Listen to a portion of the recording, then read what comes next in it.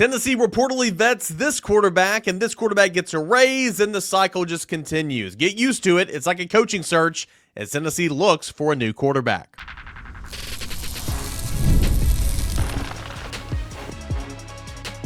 You are Locked On Vols, your daily podcast on the Tennessee Volunteers. Part of the Locked On Podcast Network, your team every day. Hey, good Monday morning, everybody. Welcome into Locked On Vols. It is your place, your number one stop for Tennessee football news and entertainment.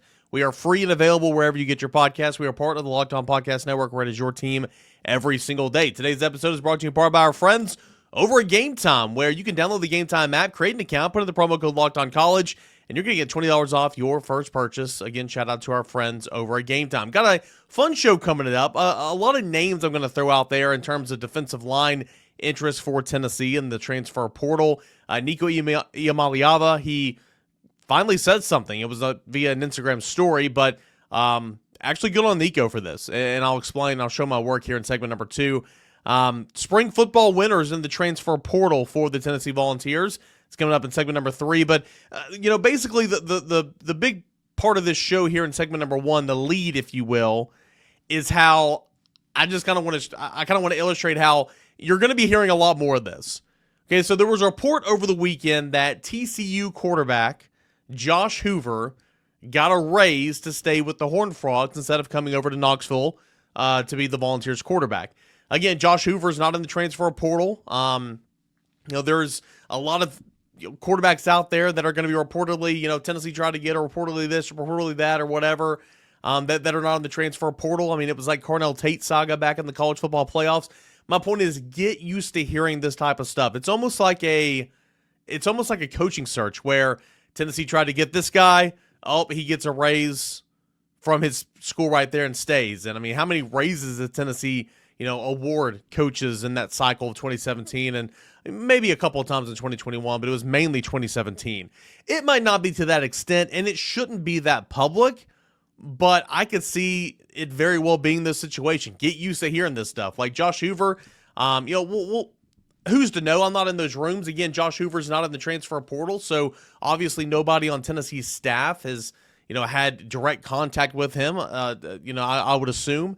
Again, Tennessee's too smart to do that. Okay, that would be breaking the rules. But obviously there are, ways in this era of college football with, collectives and agents for said players. And a lot of times it's the agents for said players who are reaching out to third-party affiliates and everything. And that's, they're just doing their job, right? And technically that is not illegal, okay? But how is the NCAA or how is anybody going to, hold that accountable when technically that is not illegal? And so I don't know what the situation was with Josh Hoover, but it's reportedly out there from, let's see here, I've got the story. This is from the Fort Worth Star-Telegram. This is on Saturday. That Josh Hoover turned down an offer from Tennessee that would have granted him a $1 million raise to remain the quarterback of the Horned Frogs. Again, that's from the Fort Worth Star-Telegram that reported that on Saturday. So my point is, get used to hearing a lot more about this stuff. Get used to seeing more reports come out about this, over the days. And it doesn't necessarily mean that said quarterback had no interest in Tennessee or said quarterback didn't really give it a whole lot of thought. A lot of times there was no thought given. Like, these quarterbacks were never going to move. We're never going to enter the transfer portal and look to come to Tennessee or any other program. But it's the agent that is toting that out there.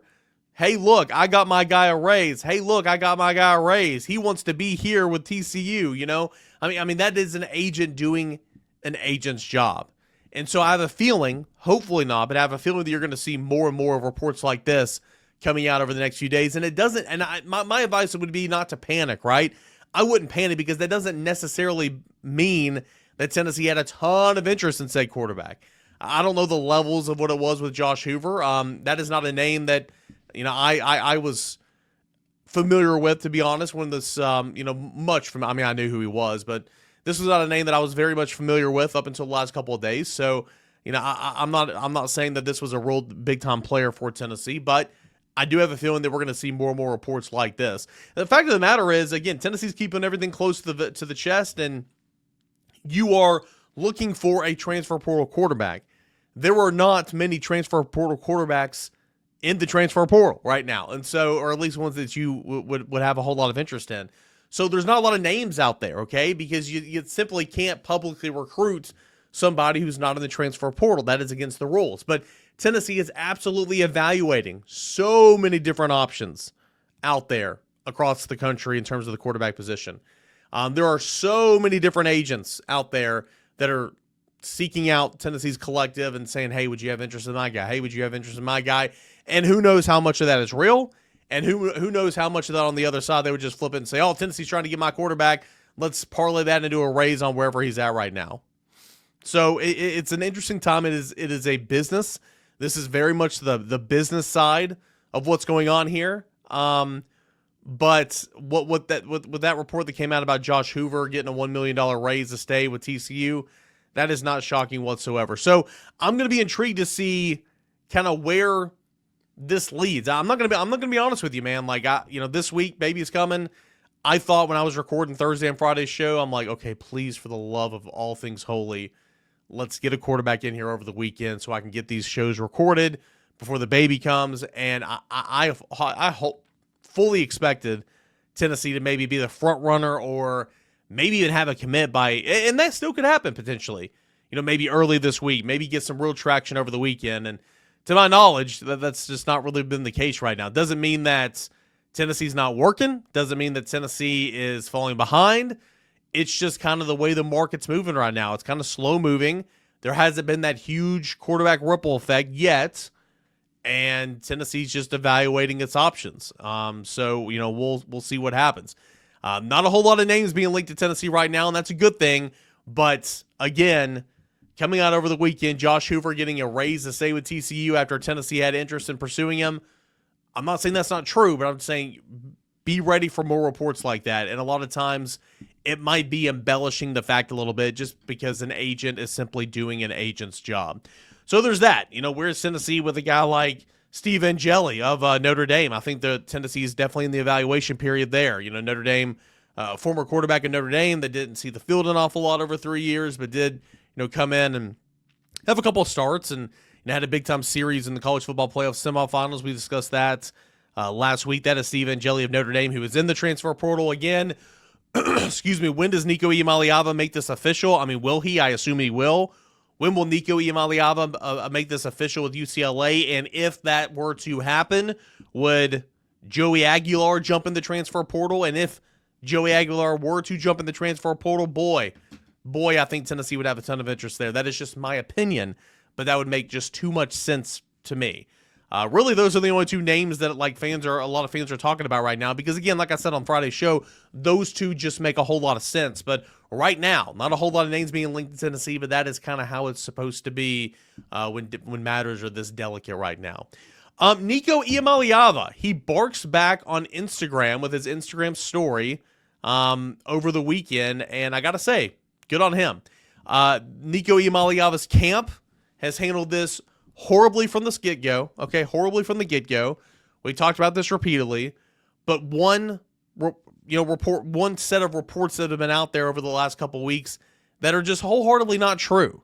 And in my opinion, man, it just paints Nico in such an even worse light, and it kind of attacks his character and attacks all that, is the reports that he was trying to sit out playoff games or stuff like that. That to my knowledge, everybody that I've spoken to, that is 100% not true. He did not miss practices leading up to the college football playoff games. If he ever missed a practice in the fall, it was planned or the coaches knew that or all that and more. I mean, the fact that he tried to sit out of a playoff game, that is never, ever, ever. That was news to me when I heard those reports last week. I think those were some big time reaching there by those people and outlets that made those reports. But anyway, Nico Iamaleava put out on his Instagram over the weekend, quote, "Damn, I tried to sit out and throw the playoff game too.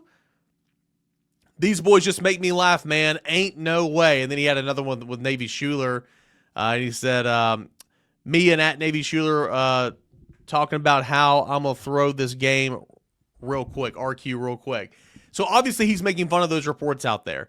Those are the first, really Nico has been pretty silent on social media, as he should be.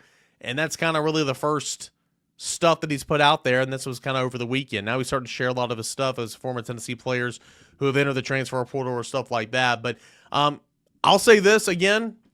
The people are saying, oh, quit talking about him. Oh, he's no longer Tennessee star. Again, guys, this is the biggest story in sports. Simply not going to just quit talking about it because he's no longer Tennessee's quarterback. This is the biggest story in all of college sports right now, okay? I think this whole thing's been handled poorly by his camp, but I will say good for him on putting that out there because that's BS. That's attacking your character. And who's to say what type of character he has? That's not for me to talk about, but if somebody was attacking me with those reports, I'd be feeling some type of way about the whole thing. And so I'll say good on him for kind of fighting back in that regard. All right, when we come back, a lot of names now, more so than quarterback, that is for sure, that are being linked to the University of Tennessee from the defensive line. Who was Tennessee set up a visit with? Who was Tennessee a finalist for at the Power 4 level? All that and more is coming up next as we continue right here on your Monday morning Locked On Vols. Get the supplies you need from the site made for skilled trades, Supply House. Whether you're into plumbing, HVAC, or electrical work, Supply House is the reliable way to order products online. Their easy-to-use website is packed with helpful resources and the latest product info to help you get the job done right. Plus, with the complete inventory of over 200,000 parts from 400-plus top brands, you'll find exactly what you need delivered fast from coast to coast. Need help with an online order? Supply House offers expert support and industry-leading service, so you'll always talk to a real person. And for the trade pros looking for an extra edge, their free Trade Master program offers exclusive perks like a dedicated phone line, free shipping, and discounts on every order. Thousands of skilled professionals are already taking advantage. Now it is your turn. Join the Trade Master program today at supplyhouse.com/TM and start ordering plumbing, HVAC, and electrical supplies with just a few clicks. Use promo code SH5 for 5% off your first order. That is supplyhouse.com, SH5 for 5% off your first order. All that and more is at supplyhouse.com. Where we wish that there were a lot of names that we could discuss and talk about the possibilities and the potential and everything at the quarterback market for Tennessee football as the Volunteers are seeking a new quarterback.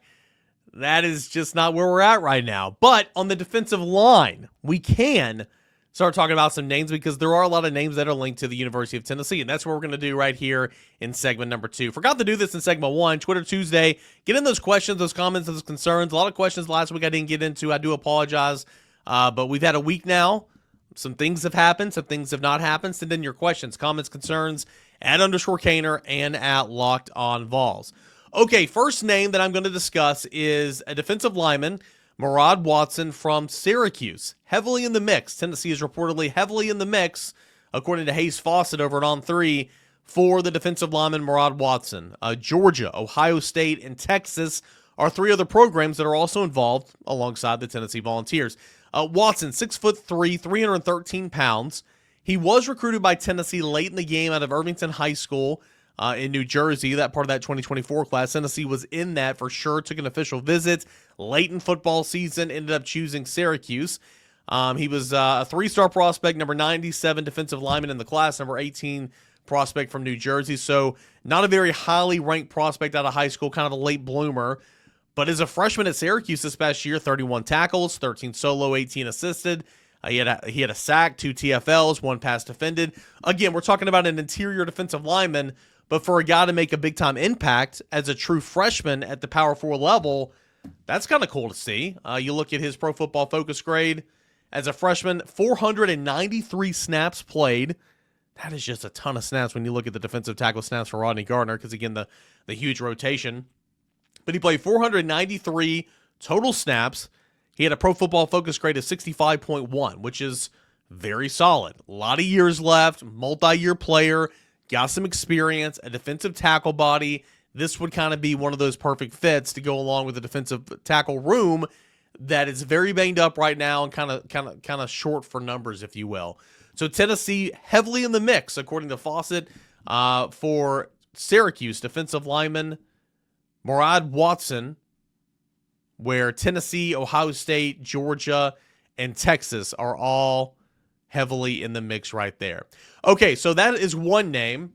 Another name that Tennessee's expected to host over the course of maybe this week, early week, is a defensive lineman from Western Michigan, Mason Nelson. Defensive tackle from Western Michigan, Mason Nelson. 6'3", 300 pounds. He's a redshirt junior, so he's been at Western Michigan for quite some time. Last year, he had 30 tackles, 8 TFLs. The last 2 years combined, he had 62 tackles, 13 TFLs, and 5 sacks. Already during this transfer portal window, you've seen him take visits in New Mexico. Potentially, he can go to Cincinnati and Minnesota. Minnesota is where he's originally from. So Cincinnati's in this. Minnesota's in this. He's already looked at New Mexico. Tennessee is expected to host and has interest in Western Michigan defensive tackle Mason Nelson. Let's see here. Pro Football Focus grade for Mason Nelson in 2024, 71.6. Not bad. And if you thought 400 some odd snaps was pretty impressive from the Syracuse freshman defensive lineman that we just discussed a moment ago, try this on for size. 517 snaps. In 2023, 617 snaps. Goodness gracious. Mason Nelson stays on the field a ton. 71.6 Pro Football Focus grade for the 2024 season at Western Michigan. 617 snaps in 2023. Pro Football Focus grade of 62.2. So he's been after it. He's a guy that's been very productive. Of course, the level is not what it is here in the SEC. I recognize that.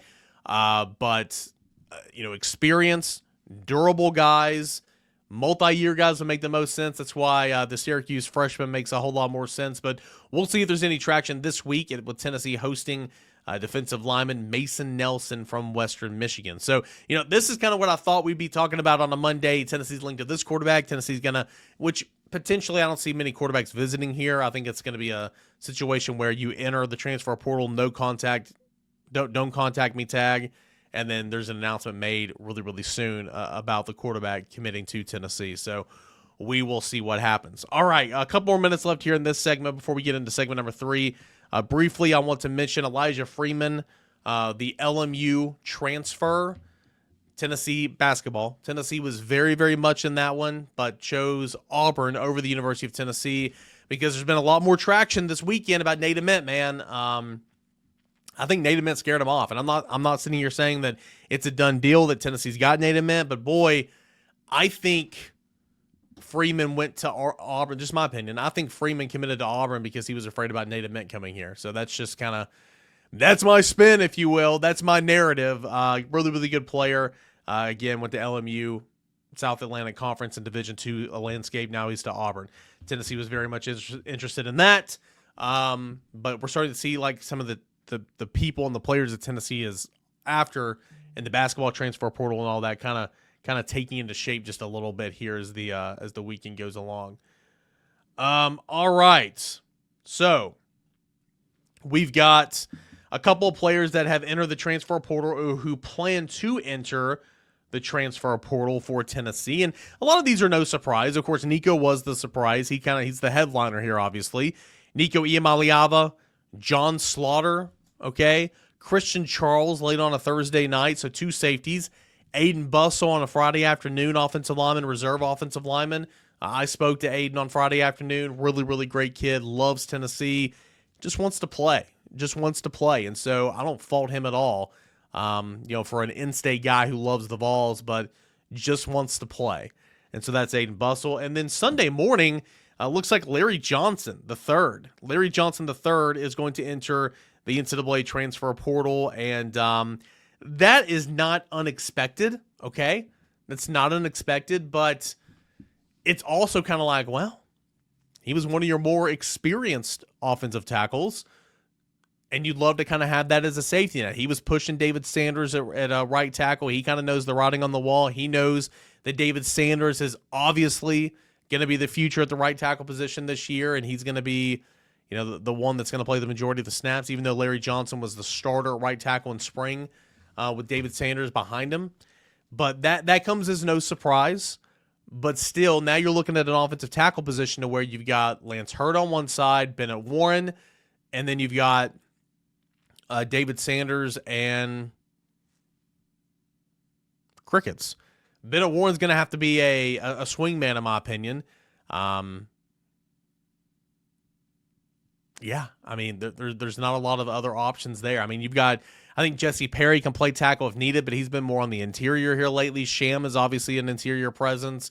Brian Grant is not a guy that's going to play a lot of meaningful snaps for Tennessee. Gage Ginther, who was beat up over spring, he's been more of an interior option. So yeah, I mean, you're looking at Bennett Warren now. That's got to be the swing guy. And so we'll see what that looks like. Of course, there's some there's some other young guys who haven't got a whole lot of experience, but you went from being in a pretty decent situation depth wise at tackle to now it's kind of like okay. I mean, it's nothing to worry about tremendously, but I mean, again, you have David Sanders there, Larry Johnson, the third entering the transfer portal. That makes all the sense in the world. Didn't know if it was actually going to happen, but it was reported again. VolQuest on 3, Austin Price, Brent Hubbs. They reported that on a Sunday morning that Larry Johnson the third is going to enter the transfer portal. So now that's 5 that has left Tennessee's roster. But again, outside of Nico, which one of these guys is like a humongous loss, right? John Slaughter, no. Christian Charles, no. Aiden Bustle, no. Larry Johnson, no. So, I mean, that's my point. You'll see all these, Tennessee loses another one. What's going on in Knoxville? It doesn't matter. I mean, this is expected, and it's not a massive deal. Okay, speaking of which, maybe I need to alterate my my changes here with the Larry Johnson news in real time as I'm recording this on a Easter Sunday morning because I got to work the baseball game and got dinner at the family with the family on Easter Sunday night, so that happened in real time. But nonetheless, top 5 winners from the spring transfer portal window. Excuse me, top 5 winners from the spring practice for Tennessee. Okay, who's number 5? Who's number 1? I think we can all agree who number 1 is, unless you've been living under a rock. But I'll tell you in just a moment when we return right here on Lockdown Vols. Stay tuned. Hey guys, I want to tell you about our friends over at Game Time. There's nothing like the atmosphere of an NBA playoff game. Every bucket, every defensive stop, every moment feels huge. It's the electricity in the arena, and with Game Time, you can be a part of it without the stress of last-minute ticket hunting. Game Time makes it fast and easy to get playoff tickets. When the demand is sky high, prices on the app actually go down as tip-off gets closer. How about that? And their last-minute deals can save you up to 60%. Here's why I like to use Game Time. Again, I saved up to 60%, like I just said. Buying last minute for sports, comedy shows, theater, concerts, whatever event that's in your area, chances are you can find tickets to said event on the Game Time app, and you can get deals the closer the event nears. Take the guesswork out of buying tickets with Game Time. Download the Game Time app, create an account, put in the promo code LOCKEDONCollege for $20 off your first purchase. Terms apply. Again, create an account, put in the redeem code LOCKEDONCollege, LOCKEDONCOLLEGE, Locked On College for $20 off. Download Game Time today. Last minute tickets, lowest price, guaranteed. Don't forget to get in those Twitter Tuesdays, your mailbag questions for tomorrow's show at _Caner at Locked On Vols. We have got a lot to discuss. There's been a lot going on over the last week, and Tennessee's still continuing its evaluations in the transfer portal and looking especially for a quarterback in the transfer portal. So here are my top 5 winners from leaving spring practice. Short, sweet little segment right here. We've discussed a lot of these things before. Number 5, I'm going to go Jack Van Dorselaer, and this is not just because he caught 3 touchdowns in the orange and white game. And I know that's what everybody's going to point to. He was the kind of that guy, the star reserve that jumped up. He's not a walk-on, so it's not the walk-on stud that balled out in the orange and white game. But he is an early enrollee true freshman, caught 3 touchdowns in the orange and white game. He was great. But my point is, Miles Kitselman, obviously sidelined right now with that pec injury. How quickly is he going to be back? Will he be ready for the start of the season? You got Ethan Davis, and Tennessee needs a number 2 right now. Tennessee needs a number 2 that can play with Ethan Davis until Miles Kitselman is ready to roll. Deshaun Brame is going to be an absolute stud, but I think very much like a Joshua Josephs, James Pierce situation, I think Jack Van Dorselaer is more ready now than a Deshaun Brame. I think that he's physically more ready. I think that he's more filled out. I think that he's more experienced. I think that in this offense, he's kind of a little bit further along. I just think from a physicality makeup, that Jack Van Dorselaer makes more sense right now than Deshaun Brame. But I think long-term, Deshaun Brame's going to be that dude. My point is, opportunity there for Jack Van Dorselaer. I think he's had a good spring. And if you can leapfrog Cole Harrison, who was a bit banged up over spring as well, then you could start the season as number 2. I mean, be a real chance to be the dude until Miles Kitzman gets back. And so I think that's a good opportunity for him. Number 4, Caleb Beasley. I'm sitting here like, Jermon McCoy's injured, okay? Ricky Gibson, is he good? Is he not good? You know, kind of leading in the spring practice and all that. You lose, this transfer portal corner and just depth pieces and all that. And I'm like, well, you have depth concerns at corner, especially this spring. Why on earth are you moving Caleb Beasley from corner? Turned out to be the right move. Caleb Beasley had a really good spring at the safety position and as the backup star. I think you're leaving camp, to my knowledge, as Caleb Beasley being the backup to Boo Carter and the star as well. And Boo Carter, we know, returning punts. We'll see about returning kicks. We'll see how much offense he plays, but he's the dude on defense. He's going to need a break every now and again. Christian Harrison left to go to Cincinnati, the transfer portal back in the winter term. So need another backup star, and I think Caleb Beasley's going to be that guy. I think that he had a really, really good spring. Good for him. In-state guy, I think he's a player. I think that he does a lot of great things well. It's just he was playing a little bit out of position at corner, and I think that he looks and feels more at home at the safety position. So he had a really good spring. Congrats to him. Number 3 is wide receiver Radarius Jackson. We spoke on Radarius Jackson several times. Had an amazing one-handed catch in the orange and white game, if we remember. Orange and white practice, if you want to call it that, really. But not just in that spring showing. He's been coming along all spring long. I think Travis Smith had all the hype, all the talk, and I think he did a lot of good things as well. But Radarius Jackson out of the Memphis area just continued to plug along. Just continue to go to work. He's gotten better as the spring's gone on. And look at the numbers. Obviously, we're talking quarterback. We're talking defensive tackle last segment. Haven't made much mention of wide receivers, though I do think there's going to be some names that circulate here in a moment or here in a little bit. There's going to be opportunities there for Travis Smith and Radarius Jackson. Radarius Jackson had a great spring.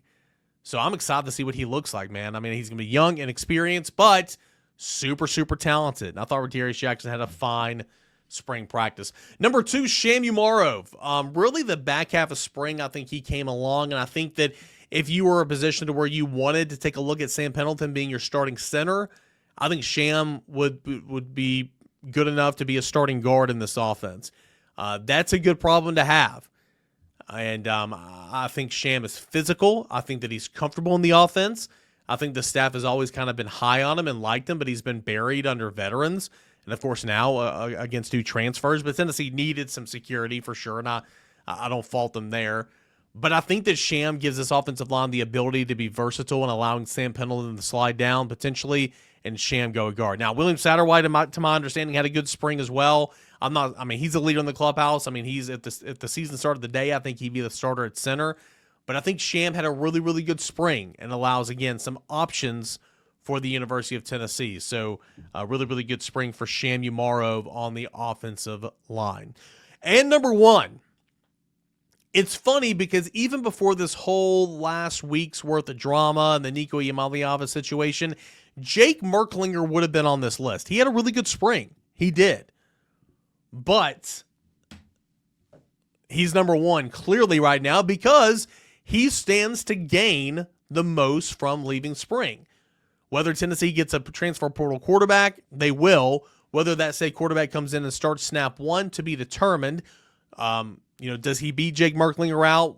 Him and George, what's the competition like there?